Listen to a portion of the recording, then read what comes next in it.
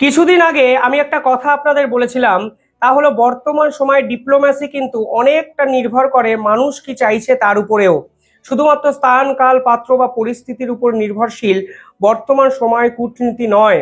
আর এর ফল কিন্তু পাওয়া গেল কালকেই।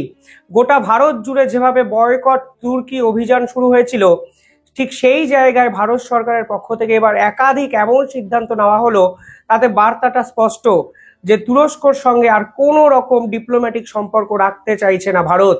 একই দিনে দুটো ঝটকা। আরো গভীরে গিয়ে যদি দেখেন তাহলে দুটো নয়, অন্তত পাঁচটা এমন খবর কালকে এলো এবং ভারতের পক্ষ থেকে নেওয়া হলো, তা তুরস্কর কাছে নিঃসন্দেহে বড় ধাক্কা। মনে রাখবেন, ভারতের উপর তুরস্কের ট্যুরিজম এই যে অ্যামাউন্ট, তা হলো 4,000 কোটি টাকা, যা আগের বছরে ছিল 3,000 কোটি টাকা। অর্থাৎ প্রতি বছর 20% বেশি বৃদ্ধি পেয়েছে তুরস্ক এবং ভারতবর্ষের ট্যুরিজম সেক্টর। ঠিক সেই জায়গা থেকে দাঁড়িয়ে যদি ভারতবাসী তুরস্ককে বয়কট করে, তাহলে কিন্তু তুরস্কর জিডিপি বহু মাত্রায় ধাক্কা খেতে পারে। অলরেডি তুরস্কর ইন্টারনাল সমস্যা তা কিন্তু মাথাচাড়া দিয়েছে এবং তা সামলাতে রীতিমতো হিমশিম খাচ্ছে তুর্কি। ঠিক সেই প্রেক্ষাপটে দাঁড়িয়ে তুরস্ক যেভাবে পাকিস্তানকে অস্ত্র দিয়ে সাহায্য করেছে, এমনকি জাতিসংঘের মতো জায়গায় ওপেনলি পাকিস্তানের হয়ে গলা ফাটিয়েছে, সেখানে ভারতবাসী হয়ে যেরকম একজোট হয়ে আমরা ভূমিকা পালন করলাম, তার ফলে ভারত সরকারও কিন্তু তুরস্কর বিপক্ষে কড়া অ্যাকশন নিতে বাধ্য হলো, যা ভারতের নিঃসন্দেহে বড় একটা জয়। কালকে ভারত সরকার কি সিদ্ধান্ত নিয়েছে দেখুন। দুটো সিদ্ধান্ত নেওয়া হয়েছে এখানে।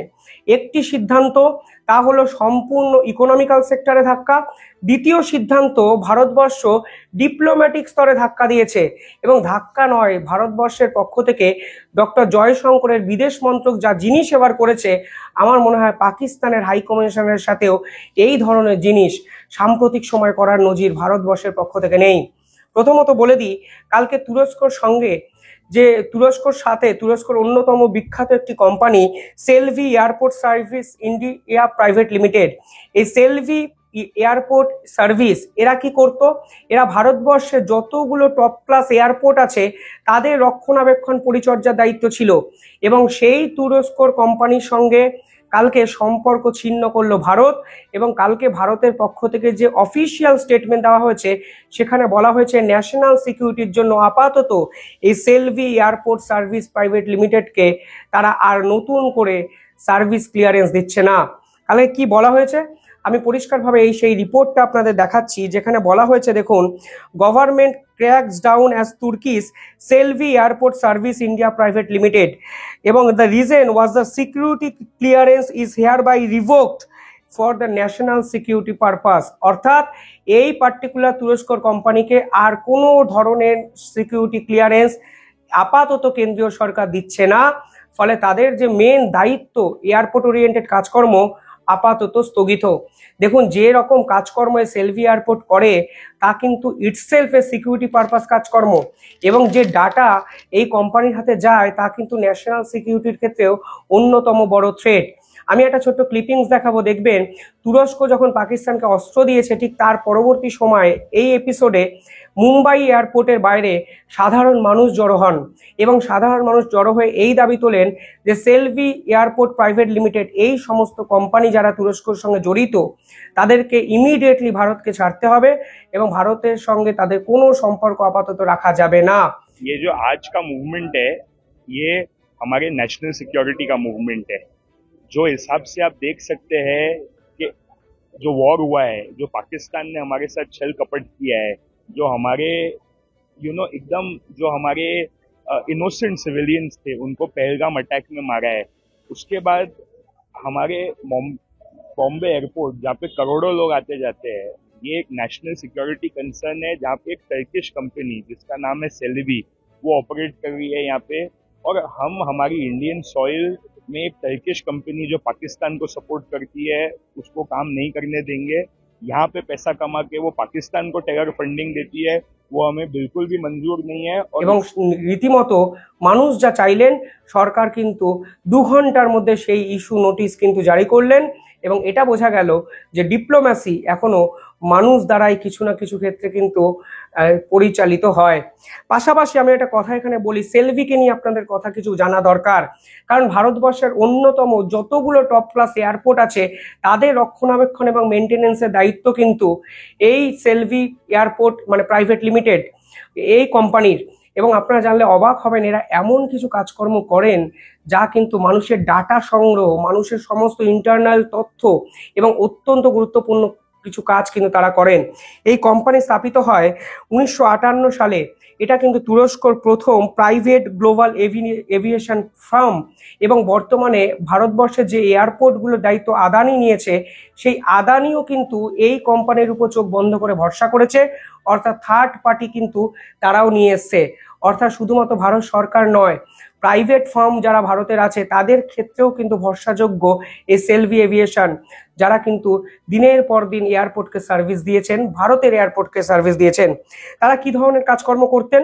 তারা প্যাসেঞ্জার সার্ভিস দেখতেন, তারা বিভিন্ন ক্ষেত্রে লোড কন্ট্রোল করতেন, ফ্লাইট ওরিয়েন্টেশন সমস্ত কাজকর্ম তারা করতেন, ফ্লাইট অপারেশন সামলাতেন, কার্গো পোর্টাল সার্ভিসকে কন্ট্রোল করতেন, এমনকি ব্রিজ অপারেশনের কাজও কিন্তু এই কোম্পানি করতেন।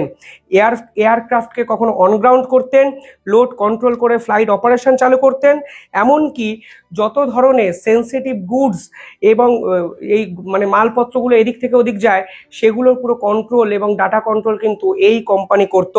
এবং আপনারা চমকে যাবেন, ভারতবর্ষের অত্যন্ত টপ ক্লাস কিছু এয়ারপোর্ট যেমন দিল্লি, বেঙ্গালুরু, হায়দ্রাবাদ, চেন্নাই, আহমেদাবাদ, গোয়া, কোচিন, কান্নুর, অর্থাৎ সমস্ত টপ ক্লাস এয়ারপোর্ট কিন্তু এই কোম্পানি কন্ট্রোল করত, যা কালকে ভারত সরকার এক ঝটকায় সম্পূর্ণ শেষ করে দিয়েছে।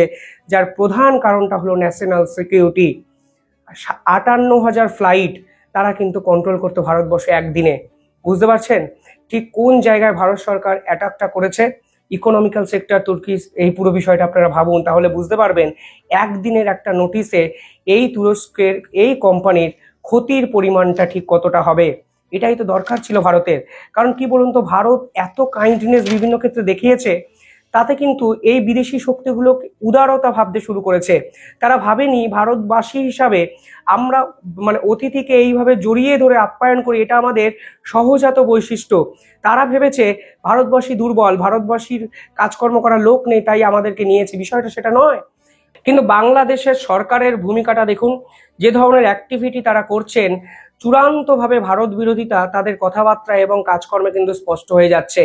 যাই হোক, এবার মূল টপিকে ফিরি, কারণ কাহিনী আভি খতম নেই হুয়া। কারণ আমি বলছি, কালকে বিদেশ মন্ত্রকের পক্ষ থেকে আরো একটা গুরুত্বপূর্ণ পদক্ষেপ নেওয়া হয়েছে। এবার তুর্কিশ অ্যাম্বাসেডর যিনি নতুন ভারতে অ্যাপয়েন্ট হয়েছেন, তাকে রাষ্ট্রপতি ভবনে ঢুকতে দেওয়া হলো না ডক্টর জয়শঙ্করের বিদেশ দপ্তরের পক্ষ থেকে। ঘটনাটা কি দেখুন, তুর্কিশ যারা অ্যাম্বাসেডর হয় বা যে কোনো দেশের অ্যাম্বাসেডর যাদের হয়, তাদেরকে রাষ্ট্রপতিকে, ভারতবর্ষের রাষ্ট্রপতিকে রিপোর্ট করতে হয়, কারণ উনি হলেন হেড অফ স্টেট। এই হেড অফ স্টেটকে রিপোর্ট করে লেটার অফ ক্রেডেন্স, এই পার্টিকুলার লেটারটা কিন্তু ইস্যু করতে হয় রাষ্ট্রপতির পক্ষ থেকে। অর্থাৎ লেটার অফ ক্রেডেন্স যতক্ষণ না ইস্যু হবে ততক্ষণ এই হাই কমিশনার কিন্তু ভারতবর্ষে কোনো রকম কাজকর্ম করতে পারবেন না। এবার জয়শঙ্করের পক্ষ থেকে পরিষ্কার বলে দেওয়া হলো, রাষ্ট্রপতি আপাতত আপনাকে সময় দিতে পারছে না, রাষ্ট্রপতি ভবনে আপনাকে যেতে হবে না, ঢুকতে হবে না, এবং যে শিডিউলড মিটিং ছিল তা কিন্তু ভারতবর্ষের পক্ষ থেকে ক্যান্সেল করে দেওয়া হলো। তুর্কিশ এই এনভায়ারের নাম হলো আলী মুরাদ এসরাই। এই আলী মুরাদ এসরাইকে আপাতত ভারতবর্ষ আর চাইছে না। রাষ্ট্রপতি দেখা করেননি এবং রাষ্ট্রপতি ভবনের যে শিডিউলড মিটিং আছে তা ভারত সরকারের পক্ষ থেকে ক্যান্সেল করে দেওয়া হলো।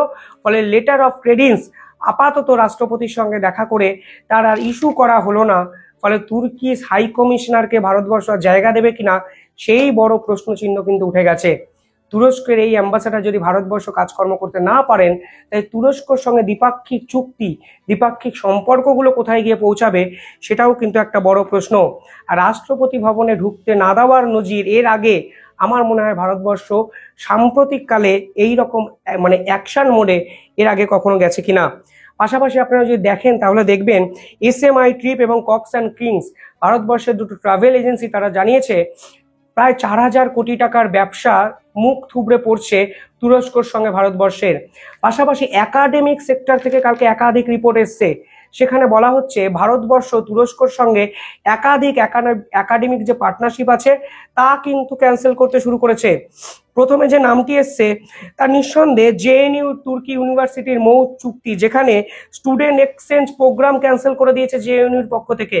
নিঃসন্দেহে চমকে যাওয়ার মতো বিষয়। কানপুর ইউনিভার্সিটি তুরস্কর সঙ্গে সম্পূর্ণ চুক্তি ক্যান্সেল করেছে এবং এই পুরো বিষয়টা কিন্তু নিঃসন্দেহে তুরস্কর একাডেমিক সেক্টরেও পড়বে। অর্থাৎ একের পর এক পার্টনারশিপ ভাঙছে, একের পর এক চুক্তি বাতিল হচ্ছে এবং দুদিক দিয়েই ইকোনমিক্যাল সেক্টর এবং স্ট্র্যাটেজিক্যাল সেক্টর, ডিপ্লোম্যাটিক সেক্টর, দুদিক দিয়েই তুরস্ককে কিন্তু কড়া চ্যালেঞ্জের মুখে ভারতবর্ষ ফেললেন। এবং সব থেকে বড় উদাহরণ হলো রাষ্ট্রপতি ভবনে ঢুকতেই না দেওয়া তুরস্কর অ্যাম্বাসেডারকে। ডক্টর জয়শঙ্করের দপ্তর থেকে পরিষ্কার বলে দেওয়া হয়েছে আপাতত এই প্রোগ্রাম হচ্ছে না, আপাতত এই মিটিং করা সম্ভব নয়, যখন হবে তখন আপনাকে জানাতে হবে, আপনি আপাতত কাজ বন্ধ রাখুন। কিভাবে দেখছেন পুরো পুরো পদক্ষেপগুলো কমেন্টে জানাবেন আপনাদের উত্তর। আর চ্যানেলটিকে ভালো লাগলে একটু সাবস্ক্রাইব করে দেবেন, এটা আমার বিনীত অনুরোধ। ধন্যবাদ, ভালো থাকবেন।